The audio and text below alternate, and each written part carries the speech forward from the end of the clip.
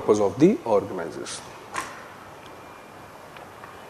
Are you getting this point? Okay, so a PhD scholar in Sanskrit will not go and join the IT firm, even though he is qualified. Okay. That means what? He may not be able to contribute. He may be willing, but he may not be able to contribute. Okay. So what, your skill, okay, is also equally important. So your willingness will also come not just because of the intention, but also because of your capability. Okay. So that willingness word is not simple. It is not just your willingness. It is also your utility for the organization. So you can have an organization only when these three things are there. Okay. Okay.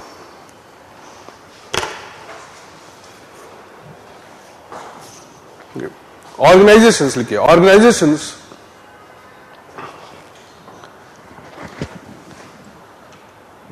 Organizations are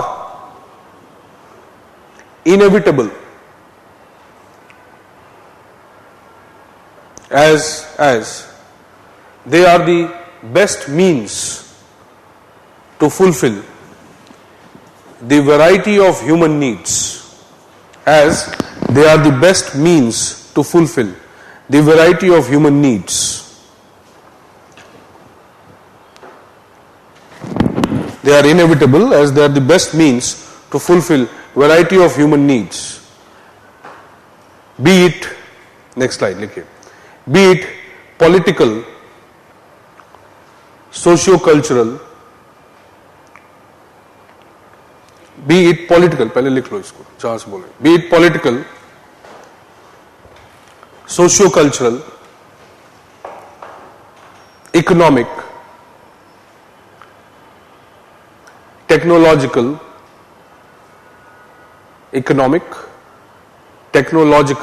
etc., etc.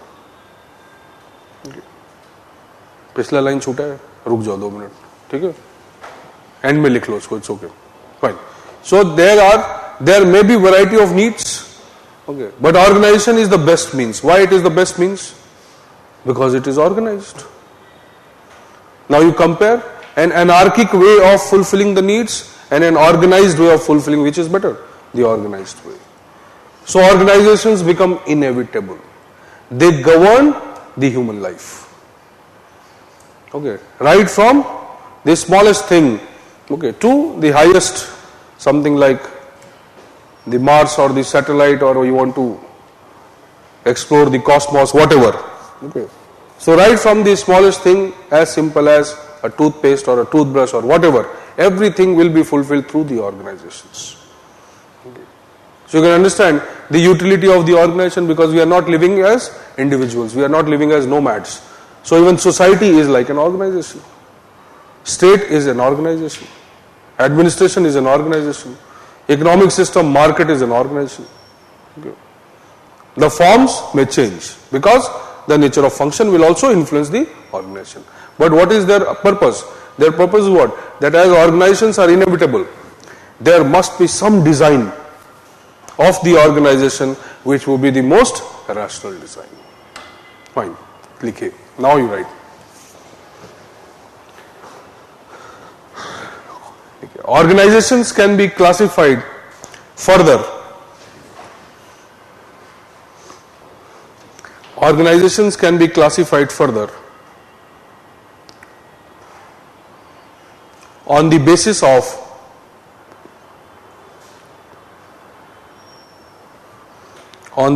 of their formation.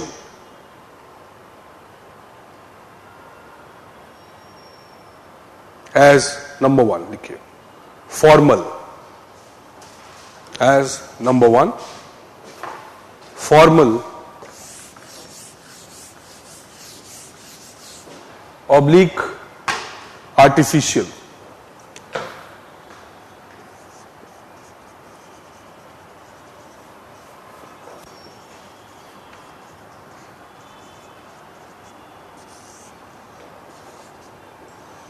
Okay. These are deliberately created. These are deliberately created through through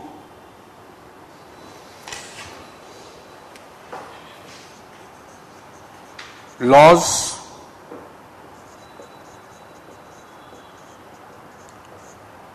statutes, or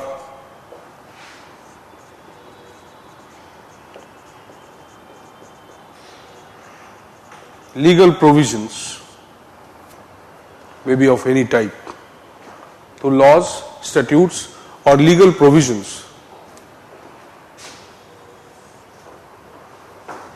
in order to achieve predefined objectives.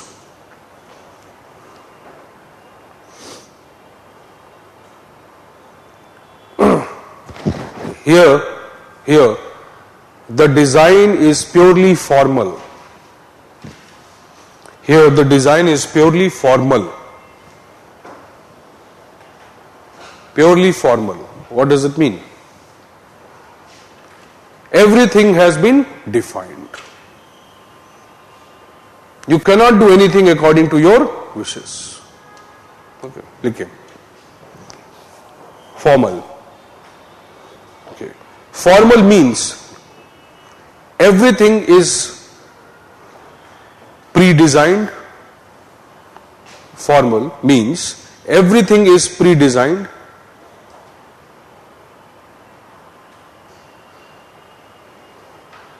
There is a defined way of doing things.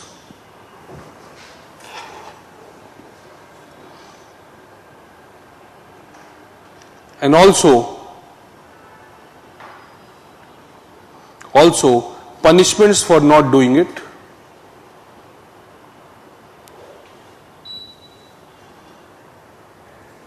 Punishments for not doing it.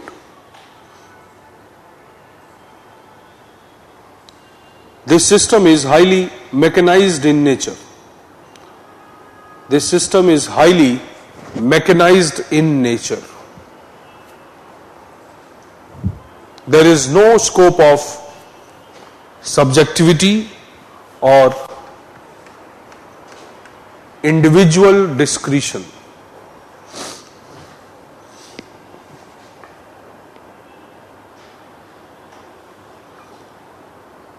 There is no scope of individual discretion. Okay. What does it mean now? That what is a formal organization which is already designed by a law, by any provision, okay, maybe Companies Act or whatever we talk about, constitution, any legal principle. It is already designed and everything is defined in that. What you have to go? You have to just go and do what has been defined. So human element or human factor obviously has the least role as far as the formal organization is concerned. Your human aspects are not necessary there because everything is already defined. Okay. Defined means what? To achieve any end, already a means has been created. So you have to do something, okay, this way. You have to seek that, go there. Okay, you have not done this, this is the punishment. You do this, this is the reward. Everything is already systematized. So formal organizations are the best way of doing things. Okay. So it is this formal organization which these people are trying to develop. Find out what is the best form of the formal organization. Okay. But formal organizations have their own problems. Like what problems they will have? Everything is defined. So there is an assumption that everybody will do according to the things as they are defined. But this may not happen always. If that does not happen, then what is the remedy? Punishment. Okay. Even after punishment it does not happen, then what is the remedy? People will be removed from the organization. So see how they perceive the human being. That either he conforms to the rules and regulation or he is out of the organization. So these kind of formal organizations, how they treat the human beings. not as relatives, not as neighbors, not as members of the community, but as what? As purely economic beings. This is the logic of a formal organization, that you are coming to satisfy some of your needs, mostly economic needs and commercial needs, and we are fulfilling those needs. You must also fulfill our needs. If you don't get your benefit, okay, and we will not accommodate you. Are you getting? Does this happen in family? No. Okay. You keep giving attempts. Okay. Father will keep managing the money. Okay. This will not happen here. If you don't perform, you perish. Is it or not? So these organizations or formal organizations, okay, they believe that, okay, there are certain necessary essentials, prerequisites to be followed. Okay. So whatever you want, your inherent human nature, your emotional aspect, not entertained within this organization. Okay. So they believe in this.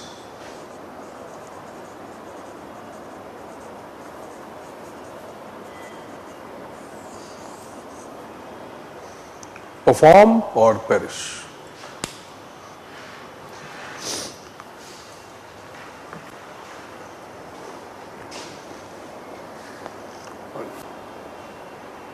So they are best. We can predict the results. We have solutions for more or less most of the problems of the organization. But yes, there are certain essential aspects known as human aspects for which the formal organization may not be capable. Or their way of treating the human problem would be something already defined. Nothing beyond that. They will not comprehend you more than just being a worker or an employee or an economic contributor to the organization, nothing else. Okay.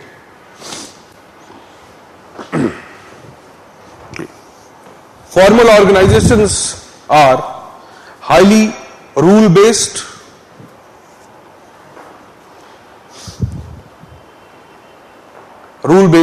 and highly rule-based and procedure-centric. Highly rule-based,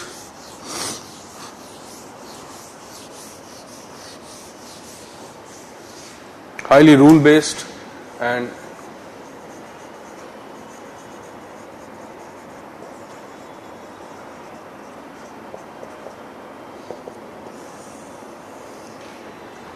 procedure-centric. Okay, means there is an obsession with the procedure. Everything has to be done through a procedure.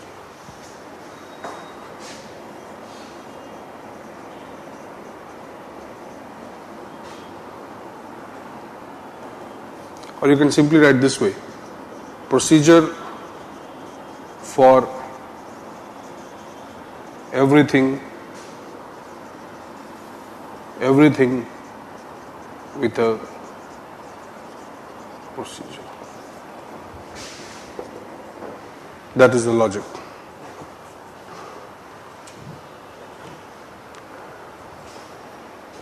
So they do not accept things, okay, or you cannot do anything without a procedure.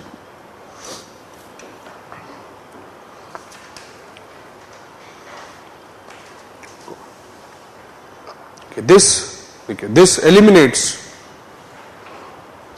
the influence of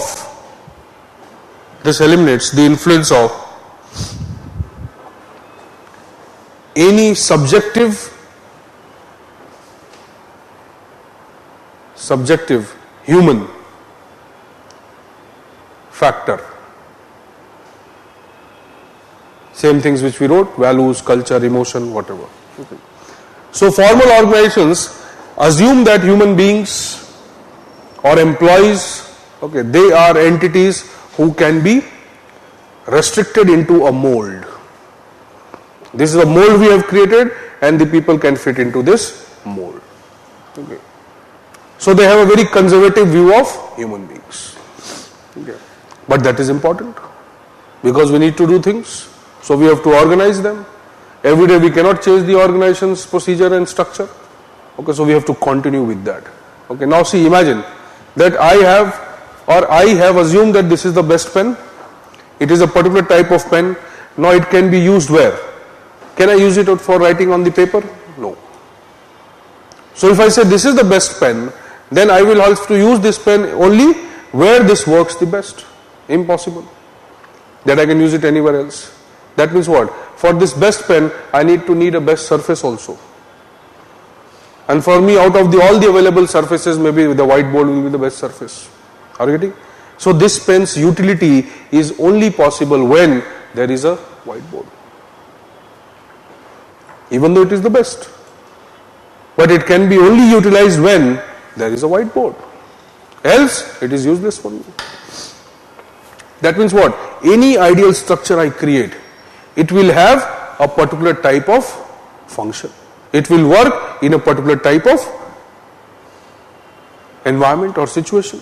Are you getting this point? So, all these structures or the people looking for these structures, okay. What kind of structure they were developing? They were developing these structures which are more or less static in nature. The moment the surface changes, and I have assumed this is the best pen, now what will I try to do? I will try to change the pen? No. I will try to change the surface. Are you getting this point? Now if an organization already designed, okay, in a particular way, can perform in a particular type of environment. The moment my environment or my surrounding changes, okay, either I transform the pen, okay, or I try to control the surrounding. So is it easy for me to control the surrounding? Impossible. Because I am just one organization. Okay. The surrounding is huge. Okay. Social, cultural, economic, so many factors which are operating. Okay. Within the earth and without the earth also, outside the earth also. Okay. Various factors are operating. Are you getting this logic? So whatever the structures were developed or whatever the principles they developed, these principles more or less provided a static nature to the organization. The organizations could work well, achieve the best only when certain things were there. If those things started changing, the utility of the organization was not there. So formal organizations had this drawback that once we design this structure and we say this is the best, then obviously I will not improve it. And if the need changes, the requirement changes tomorrow, then it will be very difficult for me to transform or reform this type of organization. Okay. Either I will have to discard the entire organization or I have to rebuild it again. Are you getting this? Okay. Have you understood this logic or not? So if there was any transformation or dynamic aspect, then these formal organizations would not be able to cater to those things. Because they were designed around specific purpose, okay, and they could function in specific conditions only. Understanding this? That is the meaning of structure. Structure gives the rigidity. Structure does not provide the flexibility. But why do we look for structure? Because obviously when we are looking for a design, then based on the existent conditions, we can create a best design or a good design. But as the conditions will change, that design will become useless. Are you getting this logic? But yes, if I am again looking for a new design, then I will have to understand the condition and create another design. If the condition again changes, then some new design. Now see how difficult it is. But yes, my assumption would be what? That there will always exist a perfect design. That is a structuralist. It is not necessary that he is saying that only this is the organization and no, never it will change. But what is his logic, his assumption? That in any situation or condition which will change, there will always be one empirical or the best design which can cater to that. And that is the rigidity also. That every time they will look for this ideal structure, okay, after some time the utility is not there, again they will go and look for some new structure. So what happens? This process is very tedious, it is impossible. One of the reasons behind the elimination of number of big structures or organizations like General Electric, have you heard the name? One of the biggest corporations of the world. What is its position now? Well, nowhere. Main reason. Some organizations do not adapt because they become so big, they become so formal, so structured, it is impossible for them to change. They cannot comprehend the changes because they are accustomed to doing things in a particular way. So efficiency is what? Efficiency is not just restricted to how good a design is. Efficiency is also restricted to or is influenced by how good the conditions are. Okay. So you have a best nuclear bomb. Okay, there are no conditions you can use it today. But somebody has a biological weapon, is much more powerful than you are. Okay. So you cannot reside in your den and say that, okay, no, I am the most powerful person, North Korea, because I am designing this thing. But because they are rogue nations, that is why they create fear. You cannot predict their behavior. Okay. But in terms of, factually, if in terms of being powerful, okay, North Korea is nothing. If it does not misuse whatever it has. Okay. So there are a number of countries much more powerful and within minutes they can eliminate North Korea. So the logic is that you design something and you claim that I am the best, not acceptable. So efficiency is both an outcome of your internal design as well as the conditions which are existing. You manufacture the best shoes, but people may not buy shoes in summers. What is your efficiency of manufacturing the shoe? But what is the efficiency with respect to selling the shoe? Nothing, zero. You start manufacturing sweaters in summers, what will happen?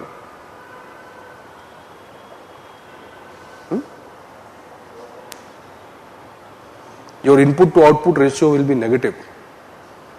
You may say that I will sell this, I have already manufactured and kept it, I will sell it. But imagine the cost of keeping it, storage, okay.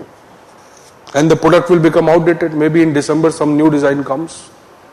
So the logic is that the organizations which are looking for that best design, okay, they do not tend to live for a long time. Organizations must be flexible. But structure gives them rigidity. Rigidity is also necessary because certain things should be stable within the organization. But certain things should be unstable or flexible. So what an organization requires? A strong center with flexible periphery. Are you understanding this? Just like public administration. Okay, Waldo has given this idea that public administration needs to have a strong center with changing periphery. Okay, means what? That there are some aspects which can be scientific, which can be permanent. Okay, and there are certain aspects which should be adaptive in nature. Same way, organization requires what? A stable center, okay, and a changing periphery. So man, you can adapt. Okay, but formal organizations don't allow that. Okay, their search is for the rational and the ideal. Once it is done, they don't change. Okay, right. Formal organizations are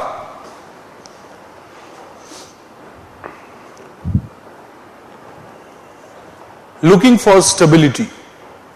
Formal organizations are looking for stability, and once the most rational design is achieved,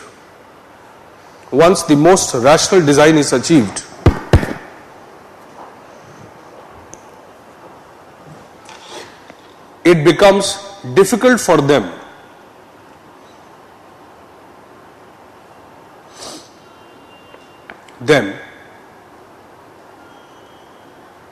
to change it. They tend to be rigid. They tend to be rigid with respect to their internal operations.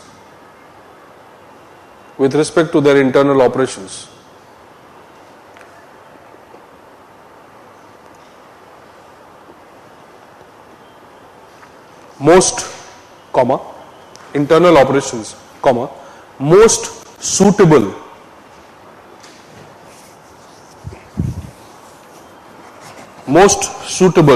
to operate efficiently in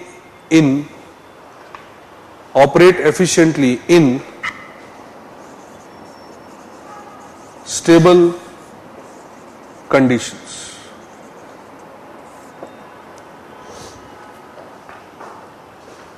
In stable conditions. If the conditions are changing rapidly,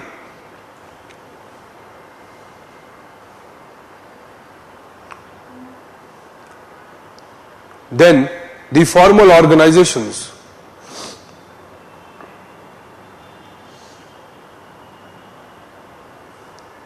outlive their utility.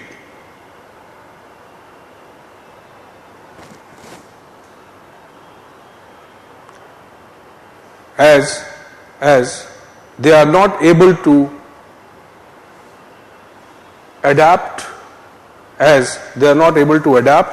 or reform.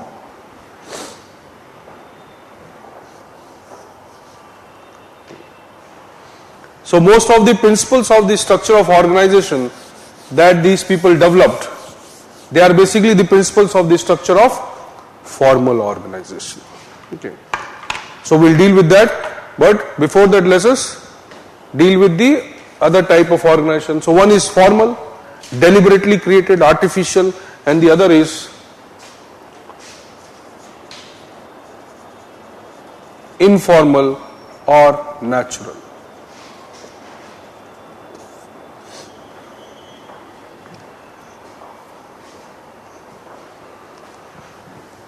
Now, can the organization be informal? If it is informal, then it is not organized. These are two contradictory terms. Contradictory है कि नहीं? Can you say I am an organized anarchist or anarchist, like Kejriwal said this term?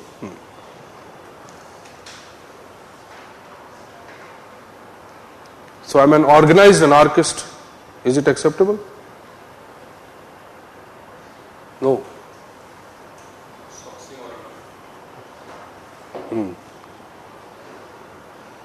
Religious scientist है? होता है कोई ऐसा term? होता होगा. Einstein was in favor of having religion and science together. ठीक है, but obviously these terms seem to be paradoxical in nature. So you cannot say that there is an informal organization. The moment it is organized, it no more remains informal. Okay, but this is something like, we can say, a misnomer. It is something we use. It is symbolic in nature. Okay, it is not actually real. Okay. So let us assume that way, that the first day you come to class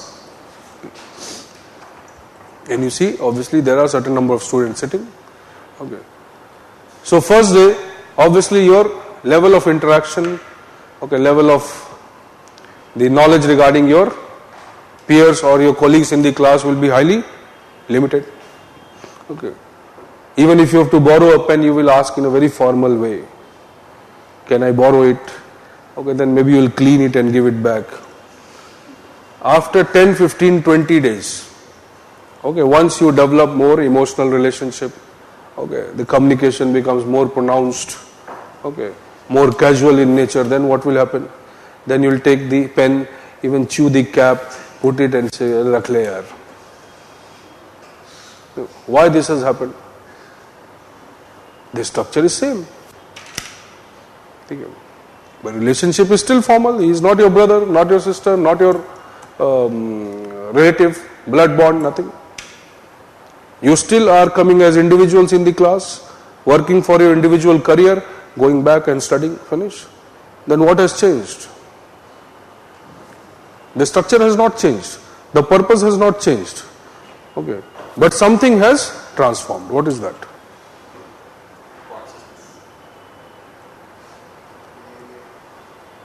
Accommodation.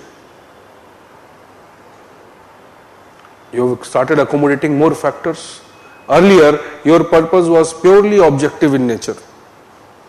I have to go, I have to study, and first attempt में first rank. ये purpose होता है ना भाई, इसलिए time table बनता है 20 घंटे एक दिन में, फिर कुछ दिनों बाद 20 घंटे एक हफ्ते में, फिर 20 घंटे एक महीने में हो जाता है वो, और कुछ दिनों बाद कैलेंडर बाहर फेंक दिया जाता है, छोड़ यार. This is the story with everybody. It's not just one individual story. But the logic is what? That when you are coming initially, so you are guided by only some predefined purpose and predefined framework. Okay. But when you start interacting over the time, slowly and slowly and slowly, so initially you have the level of formalism. That means what? The level of sophistication, the level of formalities, procedures were high. Slowly and slowly what happens? These procedures, these formalities, okay, these sophistications, they give way to what? The emotional bonds which are being created. Okay, maybe better understanding of each other. Human aspects now coming more into the picture. Earlier it was more of objective, the goal. Now along with the goal now, the methodology or the way to achieve the goal changes. The goal is still there, the structure is still there. Okay. So slowly and slowly when you start knowing each other more, so that consciousness which was there, that reduces. Okay. You are no more conscious. No more conscious means what? That certain things which were highly formal for you earlier, they become casual today. Okay. So your psychological, emotional understanding of the other increases over the time. Are you getting this point? So what happens? The organization which was formal or which is still formal, which is designed in a particular way, there are certain things of doing things in the formal domain when we are dealing with the study of PubMed, for example. So maybe in the class the behavior is still there, but the moment you step out of the class, the behavior is not what it was on the first day. So there has been a addition to already existing formal organization. What is that? The emotional aspect has been added to the rule or the procedure based system. It is not created. It is spontaneous. Okay. So we say it is non-artificial. Why? Because it comes from the emotion. The bonds which are developed, okay, they are not written anywhere. Okay. They are not structured into this organization. You cannot demand it as a right. Okay, but they still exist. So what does it mean? Formal is what we design. Informal is which is a consequence of that formal. But it cannot be designed, neither it can be written, okay, nor it will have any impact of the rules, regulation, procedure, nothing. Okay. Yes, it may be restricted or it may be promoted. Okay. So if the class is highly in a disciplined mode, okay, highly mechanized mode, obviously you will not get that time to interact. Okay. If the class is in more liberal mode, obviously the informal elements may come more and more. Are you getting this point? So informal organization is what? It is basically not an organization. It is just an aggregate of human behaviors and emotions, which may be deliberately allowed or may be eliminated. But in every formal organization, there is always a scope for this informal organization. Certain formal organizations are so rigid that they don't allow it, but it exists. If it does not exist within the premises, it will exist outside the premises. Certain organizations accept that, okay, they are also important because humans have emotional needs, they have social needs, they are social beings. Okay. So let us have a canteen, let us have a get together, let us have some festival celebration in the organization, formal organization itself. What it will do? It will satisfy their informal needs. Are you understanding this? Okay. So Diwali bonus, some gift, something. These are what? Informal elements. They are not formal elements. Okay. So some morale boosting, okay, some words of praise. They are informal, they are not formal elements. Reward may be a formal way. Okay. But then everyone will not get the reward. It will be competition based. Okay. So logically, Okay. And why we say that organizations cannot be designed informally? Every day you go and work in the organization and every day the manager comes out and says, बहुत अच्छा काम किया, घर जाओ, तनख्वाह नहीं मिलेगी. You are very good. Oh. ठीक है. So end of the month, ठीक है, इतने सारे गुड लिख के एक नोटबुक में उसने तुम्हें दे दिया, ले जाओ. ये इस मंथ का अचीवमेंट है तुम्हारा, जाओ. ठीक है. तो उसके बाद क्या होगा? घर पहुंचोगे तो ना घर के ना घाट के. So logic is what? That informal aspects of what? They are non tangible, they are not visible. They exist, they function, they contribute, okay, but they can not be formalised. Are you getting this point? उनको हम natural organisations भी बोलते हैं. Is a family is also a kind of informal organisation. Family is not engaged in a productive process. Family is not arranged through rules and regulations. Family is not procedural in nature. Okay. So family is what? The dominant aspect of the family is emotional, social, okay, community feeling or cohesiveness. Okay, these are the strengths of the family. Whereas formal organizations are basically economic organizations which are created for a particular purpose through a defined means of achieving it. Is this clear to you? Informal. So using the word organization with the informal itself is not acceptable, but we do it. Why? There is a reason for that. That why do we use the word organization with informal? So as to distinguish the formal, to draw a distinction. Okay, they also have a pattern of emergence. There are certain necessary conditions which are required for informal organizations also to come up. Okay. They will emerge, but they may not sustain unless there are certain conditions which are existed. Okay. Let us say people working in a particular company, okay, belonging to a particular community, having some common language. Now the formation of the informal organization will be faster because you share the common experiences, common culture, maybe common territory and region. Now it will be more faster. People coming from diverse backgrounds. Will the informal organization, will the emotional bond become faster or slower? Slower. Okay, that is also a company policy many times. Many companies, they want diversity in their organization. Why? Because they want to contain the growth of informal organizations. Okay. But diversity is also attract. Okay. That is why probably they mistook that diversity will alienate people from each other. It is not. Okay.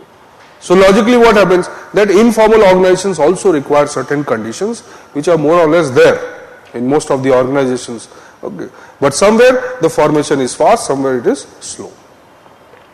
So trying to use the term organization with the informal, we want to convey that first there is a certain pattern of the formation of informal organization.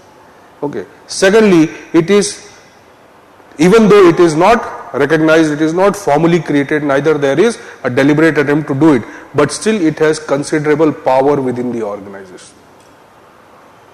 Okay. That is why we are using the word informal organization.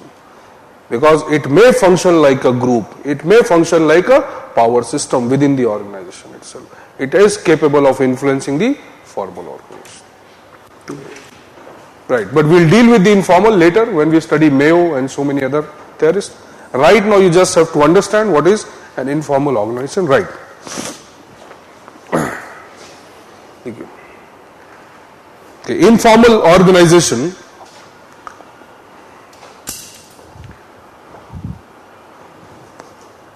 are spontaneous and natural. Are spontaneous and natural.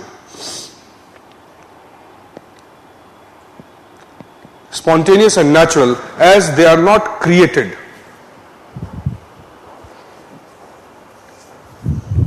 Through a conscious process. Through a conscious process.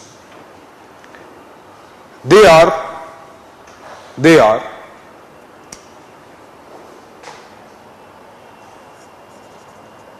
an aggregate of, or the aggregate, you can write, the aggregate of emotional, social, sentimental,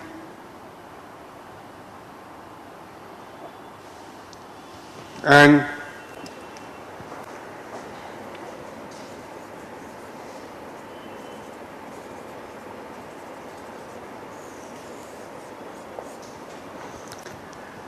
affiliational. People have the ability or people have the need to affiliate. Okay. They are the aggregate of emotional, social, and sentimental and affiliational needs of the people within the organization.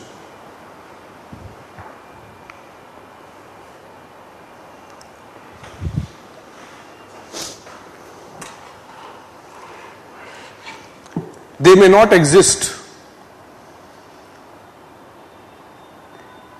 in the formal charts and procedures. They may not exist in the formal charts and procedures.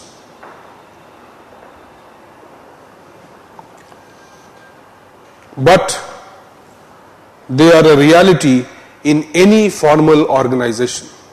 But they are a reality in any formal organization. In fact, no formal organization can exist. No formal organization can exist without having an informal organization.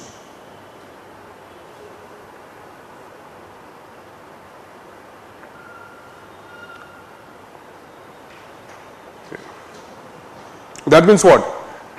There will be a formal organization which will give rise to the informal organization.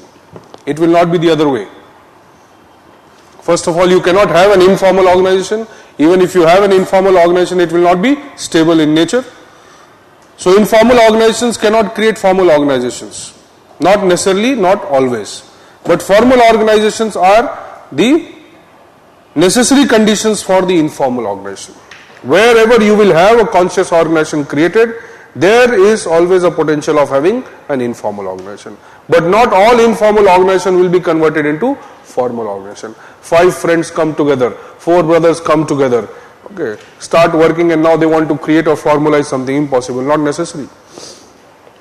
But wherever you see a formal organization, you will definitely find the elements of informal organization, maybe in varying degrees, but it will be there. Okay. So that means what? What is the necessary condition for informal organizations to exist? The formal organization. Okay. It has to be there. And if it is there, it will be there. You understanding this logic? So it's not vice versa. That informal organization is there, so it is necessary there will be, or it will be converted to formal. No. But if a formal organization is there, definitely there will be an informal organization. Now what is the level, what is the degree? That is variable. Different organizations, the organizations where employees have huge time, sarkari. So huge growth of informal organizations, nexus formation within the organization itself. That is also one of the reasons how corruption can sustain for such a long time. Understanding the logic? That is one of the reasons that how mistakes can be duly, okay, corruption can be duly secured, supported within the system. So if everyone does his work formally, okay, obviously the person who is corrupt can be caught easily. But there what happens? The informal elements dominate. The organizations where there is no time, technological institutions, R&D, scientific institutions, what? The informal elements are restricted. Because of lack of time, maybe organizations do not promote, the organizational conditions are not such that people get affiliated much. No time. Interactions are limited. Yeah. Are you getting this logic or not? So, informal organizations may be existed in varying degrees in public as well as private organizations, but in every organization which is formal in nature, deliberately created, there will exist an informal organization. Right.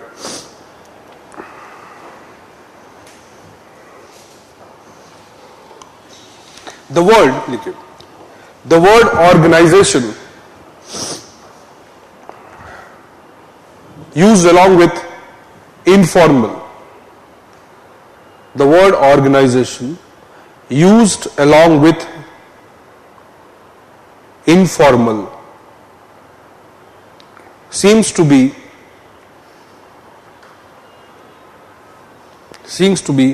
paradoxical.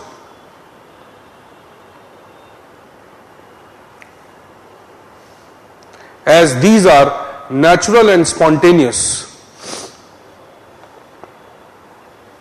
emotional and vibrant, as these are natural and spontaneous, emotional and vibrant,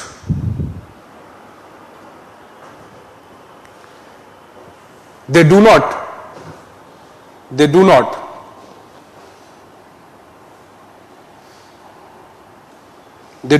exist in an organized pattern.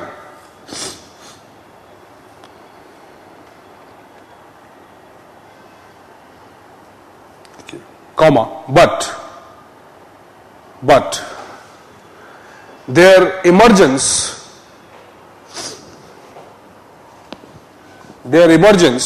is born out of a pattern. Their emergence is born, B-O-R-N, born out of a pattern. Is born out of a pattern.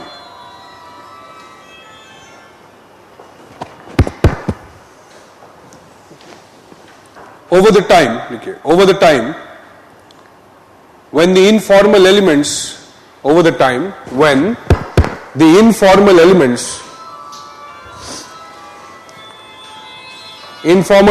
become strong, important है, उठा लो बाहर जाके, कोई बात नहीं.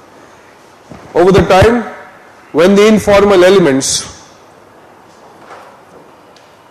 like emotional bonds, social and cultural sensitivity, emotional bonds, comma, social and cultural sensitivity,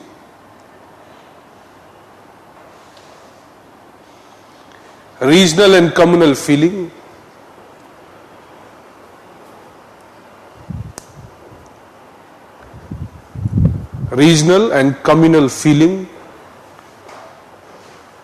etc. become strong, then they have considerable influence. They have considerable influence over the working of formal organizations. So now you see, they become technically organized. Why organized? Because there is a pattern. Now the pattern is becoming stronger because of certain bonds. And once they are becoming stronger, what happens? They are capable of exerting huge pressure over the formal organization. इसलिए वो organized हो गए. Okay, they are powerful enough to influence the formal organization. Now see, the system which actually created them, sometimes the system is at the mercy of these organizations. Can you tell me where? Labor unions. But labor unions are organized, they are formal. formal with an informal bond. Lobbies, pressure groups. Not self-help group, but pressure groups. Okay, anybody who come together, communities who come together, civil societies, they become powerful. Okay, certain kinds of groups which do not have anything to do formally, either with the government or with the economic system, but they are able to influence it. Brokers, power brokers, informal but highly organized. Okay. In any organization, we will have number of informal elements, okay, who may become actually powerful. Okay. Like the wife of the CEO or the collector is actually the collector. So ultimately, she is powerful. Okay, maybe the mother of a bureaucrat. Okay, maybe with close persons to a politician, who are not actually formally associated, but they are informally very powerful. You can say that, yes. Women sarpanch, patriarchal society, those are basically informal elements but highly powerful. They are controlling the formal organizations. Okay. Even when we talk about caste equations, communal equations which emerge at the regional level. So when the governments and administration have to accommodate their demands. Okay. Even though formally they cannot be associated, but informally they are accommodated everywhere. Right. So every organization will experience this. Okay. Some organizations understand that we cannot avoid the informal. Some organizations accept that organization or informal organizations are a threat to the formal, so they start eliminating them. Okay, these are the structuralists who do not want the informal organizations to come up within the formal organization. That is why they are designing everything. Designing and eliminating the human factor. Okay, and that is the reason for the rigidity of the structures or the principles which they developed for the understanding of organization. They wanted them to be so rigid, so objective in nature that no human emotion, no human aspect can influence the organization. That was the reason. So we cannot say they neglected the informal. They never wanted the informal to emerge within the formal system. Have you understood this much? It's okay. Later when we'll deal with other theorists, then we'll deal with what is formal, informal. As of now, the difference is clear. This is what we establish. Okay. But this also comes up as a bonus with this. Sometimes good, sometimes bad.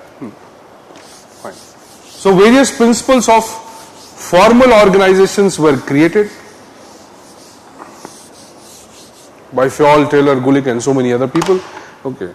So a typical organization was considered as a formal structure. The formal structure is where everything is designed, procedures are created, and everything will be done according to the pattern which has been established.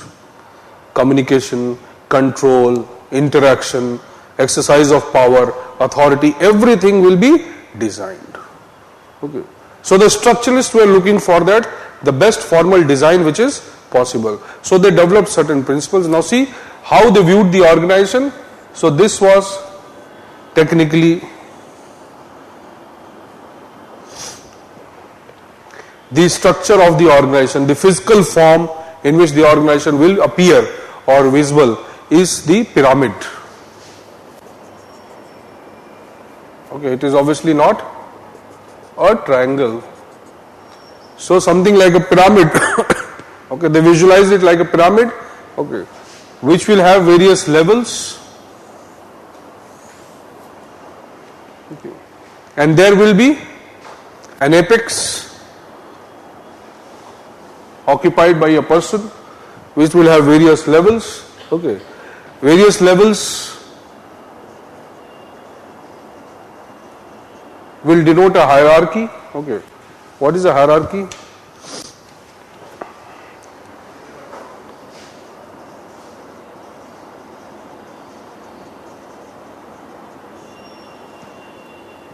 The arrangement of positions. So they conceived of organization as a pyramid. The pyramid will have an apex. What will be the apex? The head of the organization. Okay. So a person who will be the head or a position of head of the organization, and below this position, various other positions will be arranged. Okay. And once I am saying hierarchy means what? These positions will also be permanent in nature. They will be fixed, they will be rigid in nature. Okay. So, who will come after whom? Already designed. So, if he is the CEO, then somebody will be the deputy CEO, vice president, whatever. Manager or general manager, and somebody is already a senior manager designed. So, position already designed. So, they arrange various positions in the organization, okay, in a hierarchical manner, that is, in a one over other arrangement. Ultimately, from the lowest level of the organization to the highest level of the organization, everybody is linked together in this hierarchy. Means in the arrangement that, okay, who is a superior and who is the subordinate. So this hierarchy is one of the important principles of the structure of organization, which says that organization will be designed in such a manner that there will be different positions, and these positions will be arranged in a graded manner, one over the other. So hierarchy establishes what? The superior subordinate relationship.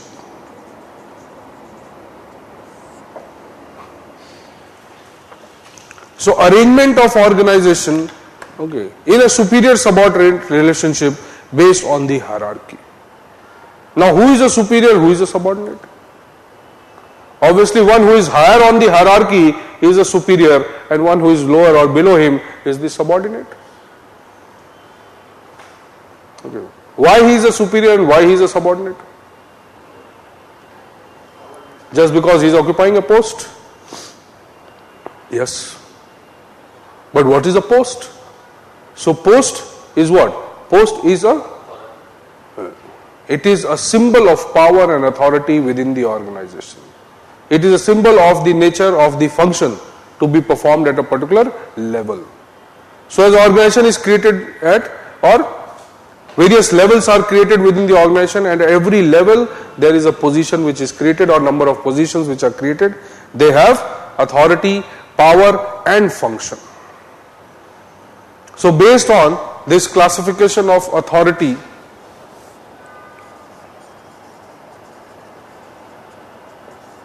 power and function combined together into a post or a position.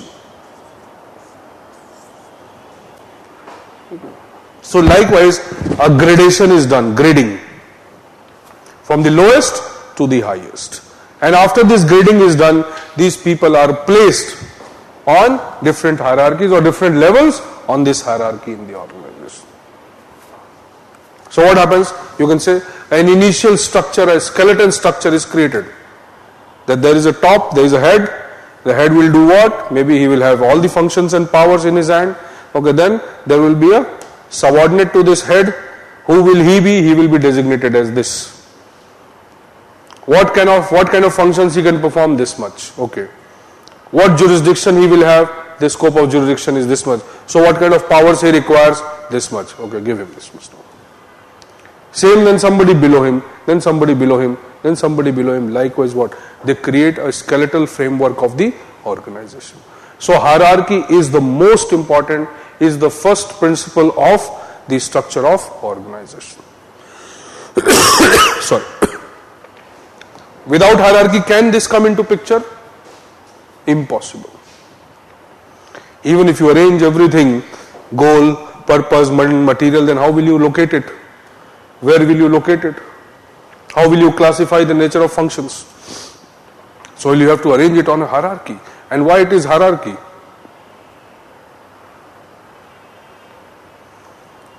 Why should it be like this only? Okay, because they want a single head for the organization. They do not favor having multiple heads of the organization. Impossible. Try to understand it that way. That out of all the available choices, 1 head, 2 head, 3 head, 4 head, 5 head, 10 head. Okay. Which one according to you will be more faster and more rational? Single head. Okay. No debates, no discussion, सीधे decision खत्म. So faster भी है, cheaper भी है, reliable भी है, rational भी है, no doubt. Because everything is already designed. So what he has to do? He has to make a decision and just give, say, okay, no. So the moment there will be more than one heads, what will happen? The conflict will increase. So they wanted to avoid those conflict. Efficiency was their purpose and motive. Okay. And also they wanted to keep the power at a particular level only. Centralize entire power of the organization at particular level. What is the power? How that person is enjoying the power? Just now we said we formally establish it. So either through law, rule, regulation, procedure, whatever we have used as the basis of the formation of this organization. Okay, that basis will give him the power. So President derives the power out of Constitution, Prime Minister out of Constitution, CEO of a company out of Companies Act or the company policy, likewise anybody who is occupying this top post. He is using or acquiring that power as a consequence of the basis of the formation of the organization. Okay. So we have just said that organizations are duly created out of a law or a provision or a rule or something. Okay. What does this mean?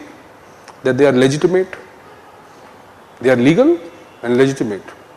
So the logic is that person who occupies that post, okay, he becomes what? A legitimate holder of that power. Because the organization is legitimate, it is not illegitimate. We are not talking about mafia organization. We are talking about the formal organizations which we have created. Maybe social, political, religious, whatever. So the logic is that the person who occupies this post, okay, as a head or whatever, okay, he is acquiring this power because he is legitimate owner, not say owner, but at least the occupant of that position. And what is legitimate occupancy? Through merit, maybe exam, through official appointment, whatever be the system. Okay, elections, electoral process, anything. We are not talking about bureaucracy right now or administration. We are talking about just organization. Are you getting this point? So he is a legitimate occupant. Okay. The power is being derived from the law, the rule, provision, whatever that created it. Okay. Now when this power is formalized into a position, we call it as authority. Power is like the legitimate exercise of authority. He has the power, but he goes beyond his jurisdiction and exercises it. It will not be authority. He misuses it. It will not be authority. Only when he makes a legitimate use of that power within the jurisdiction in which he has been given the power to do or act, that will be authority. Okay, that's why we use the term public authority, is not the public power. There is nothing like power. Power can be physical power, power can be brute power. Okay, so the concept of power is coercive, no doubt, but it can be legitimate, it can be illegitimate. But when we consider power, okay, power is about bringing change, transformation, it is about doing things. But when we say that, okay, power is what? It is duly coming from a law, from some established procedure, from some established tradition or rule or whatever, which is accepted by the people or by the organization, okay, then it is called as legitimate power, which is known as authority. So authority and power, there is a difference. Okay, but we are using it interchangeably for simplification. So people who are acquiring or who are enjoying this authority, okay, it is by the virtue of the law or the basis which established the organization. Same way, everyone else in the organization who has been given this position, okay, all of them are the legitimate holders of the authority at that particular position. Okay. This is known as what? The principle of One is the arrangement principle of hierarchy. Okay. Now distribution of functions, power, authority. This is known as principle of correspondence.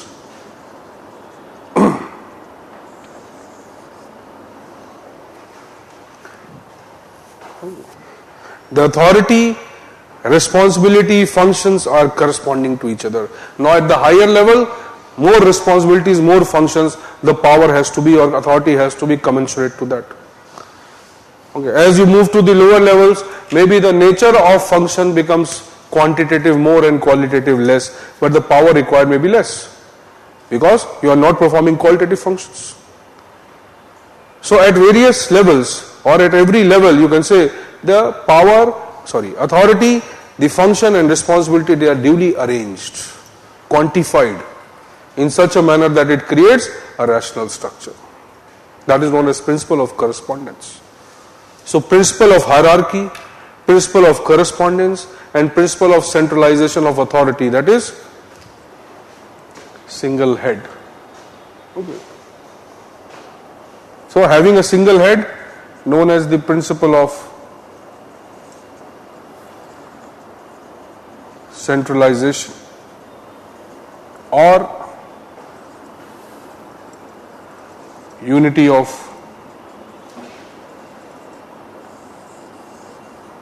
command. There will be one single head within whom the entire authority will be centralized. So your principle of, these three become essential as far as the design, and there are so many other principles, obviously we will study them also. But you see, just to understand that how physically an organization will look like, how it will come into being. Okay. These are three necessary principles. Okay. Principle of correspondence, principle of unity of command, and principle of hierarchy. Okay. Principle of hierarchy is also called as scalar process or scalar chain by many people. Okay, we'll write everything, don't worry first. Okay. So principle of hierarchy also known as the scalar chain or scalar process. Fayol, Mounier, really, they are giving it a different name. Okay, scalar here means the scale. Okay, it is with reference to gradation. Okay, moving up the scale, moving down the scale. So, the word scalar they have used is basically the reference to gradation of various levels, lower to higher, higher to lower. So, they are using the principle of scalar chain or principle of scalar process or principle of hierarchy, one and the same thing. Now see, so let us say you have given a form, a skeleton structure to the organization. You have created a head, denoted various positions, okay, linked them through a hierarchy at various levels, okay, then you have given them powers, authority and function. Now there will be consequences of this. So what structuralists will do? They will first try to design the structure and then they will try to understand what will be the consequences of these structures that we are designing. So they will try to eliminate them or increase the positives, decrease the negatives. So the structuralists try to do that. That let us once build the structure, then let us understand how this structure will operate. What are the positives that we want out of that? What are the negatives which will be there? Let us eliminate the negatives, let us increase the positives. Are you getting this point? So anybody who is designing a structure of the organization, he will be looking for those structures which increase the utility of the organization, which increase the utility of the structure. And whatever dysfunctional aspects of the structure are there, they should be reduced. Are you getting this? So is hierarchy important for the organization? Let us understand that way. Is it important for the organization? It is. That means what? Can I say that hierarchy contributes to the organization? Can I say that? Now you are accepting it. So hierarchy contributes to the organization. Hierarchy is the essential aspect of the organization. Now that becomes a fact of the organization. And that fact becomes the principle of the organization. So the moment we say that, okay, yes, conceive of an organization without a hierarchy and conceive of an organization with a hierarchy, which is better, which is more rational. The organization with a hierarchy, now it becomes a fact of the organization. Okay, that is what the structural theorists have tried to do. They develop certain principles, obviously through observation and evaluation, not necessarily empirical evaluation. Okay, but what they are doing, they are basically doing analytical and academic evaluation. That, okay, there is a hierarchy, there is a system through which we can arrange. Okay, and if there is no system, then system is better than no system. Okay, let us take this as an important principle of organization. Obviously, there is no need of empirical verification. You can understand that way that, okay, there was a time when traditional organizations existed which did not have a hierarchy. Anarchies, okay, traditional societies did not have a hierarchy. Well-organized system was not there. Okay, nomads were living together. Tribal communities were living. Now, let's say transformation to monarchy. Is it or not? So, from a communal-based, a tribal-based or a council-based grouping, now we move towards what? Hierarchy. Now, hierarchy considered or monarchy. Okay, now transforming from here to this way. Is it or not? So, this transformation was more rational. Shifting from here to another transformation, more specialized or society, democracies, communisms, this, more specialized in nature. So it is quite logical. So their experiences, the historical data, the historical facts which they acquired, okay, that itself was enough for them to understand that, okay, there is, or this is the important principle of organization, and this is how best we can arrange an organization. Are you getting this point? Same way, the correspondence becomes an important principle, it becomes a fact, unity of command becomes a fact. Okay. So likewise what? They develop various principles of structure that, okay, if you have to design an organization, then these are the necessary principles you need to follow, and probably in that order itself. Preference for the order also. That first do this, or first use this, then use this, then use this. So they developed an order. Okay, various principles emerge. Have you understood this much? Okay. So likewise, at every level, how power authority will be arranged, how positions will be arranged, how functions will be distributed, what rules and regulations will control them, procedures for doing certain things, procedure for punishment, procedure for reward, okay, authority to be exercised for supervision, control. Now every aspect of the organization they dealt with. So organizations will come up only when there are certain principles of this structure. Later some people came and they said, okay, these structures are important. Okay, but what will organization do with these structures? It will do something. The structures are important, but certain structures may be needed, certain may not be needed. And if all these structures are needed, then what is their utility? Okay, so they are known as functionalists, who linked a particular structure to the function. So if there is a hierarchy, what it is going to do, why it is important, or what are the essential functions of an organization and how this structure is going to serve those functions. So let us say a family, so family has some constituent functions, inevitable. Okay. So your security, okay, biological functions, some functions, some. So these are inevitable functions, okay, which a family will perform, and then only it will be called as family. Okay. Are you getting this point? So it may perform economic function also and may be known as Hindu undivided family business. Okay. But that is a subsidiary function, or that is a value added function. That is not the primary function of the family.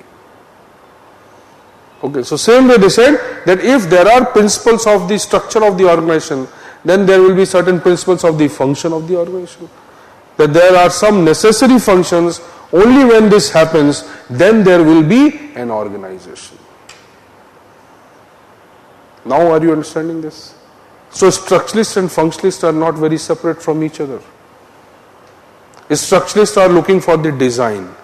The functionalists are also looking for all those rational functions, universal functions, which are necessary to be performed for something to become an organization.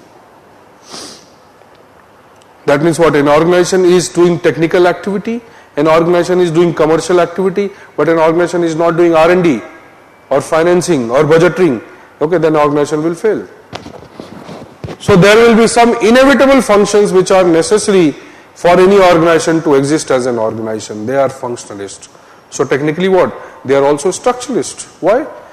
Because they are looking for that perfect structure or the pattern of functions.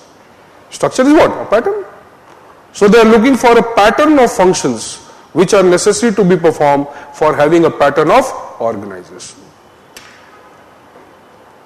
So for this pen to exist as a pen, it must look like a pen and it must work like a pen both. Is it or not?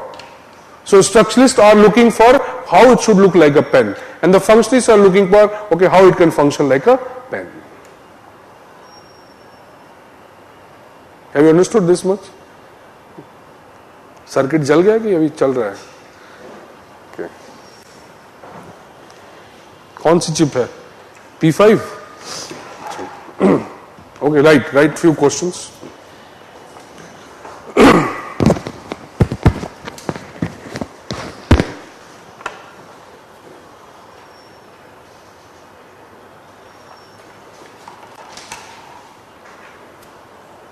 Okay, differentiate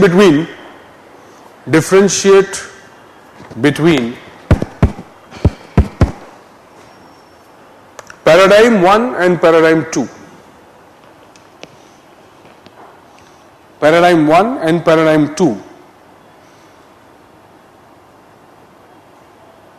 Do you find, ये first part है, this is the first part of question.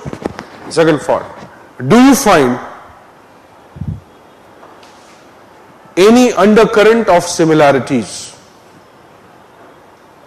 Do you find any undercurrent of similarities between the two?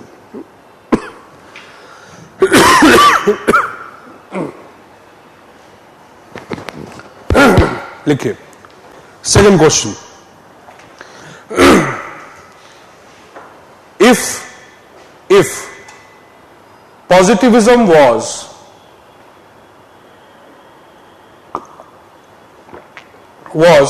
a vision in paradigm 1,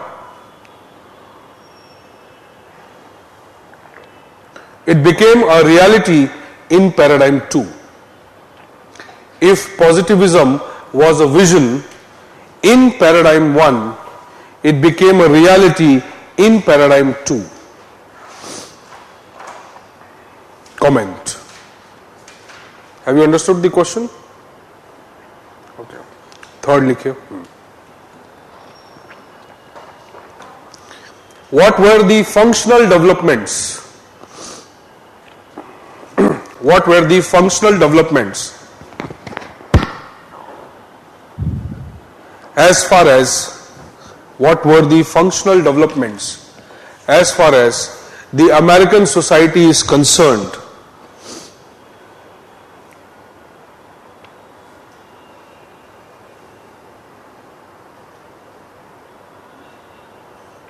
Within paradigm 1 and 2.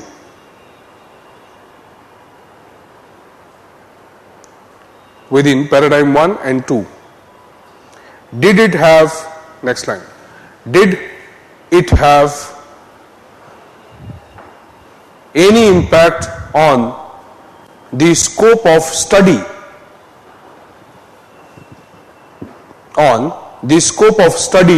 of public administration?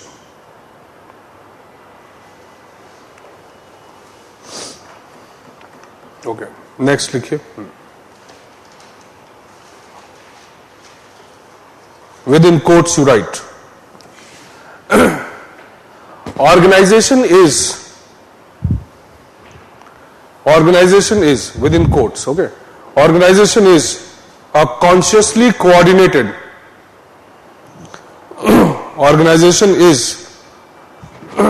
a consciously coordinated activity of two or more persons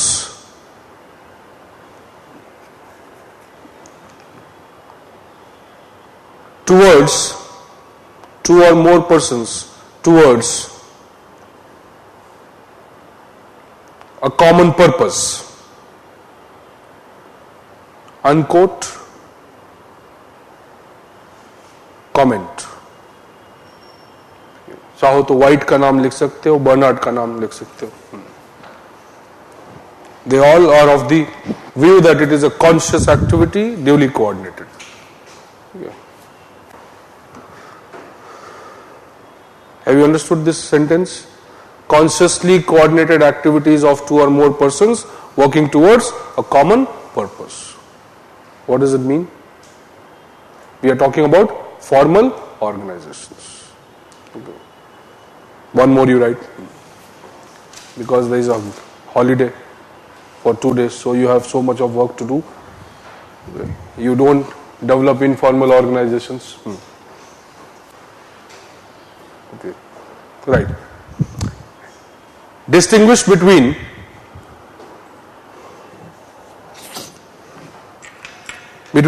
formal and informal organizations. Between formal and informal organizations,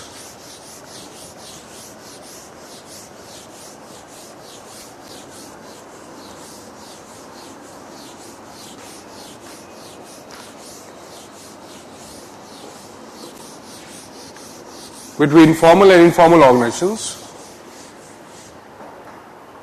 is, next part, is the emergence of informal organization. Is the emergence of informal organization a restriction on the formal organizations?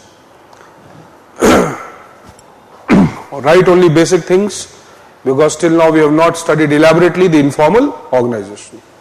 But whatever discussion we have made, based on that you have to write. Okay. So kindly, all the students,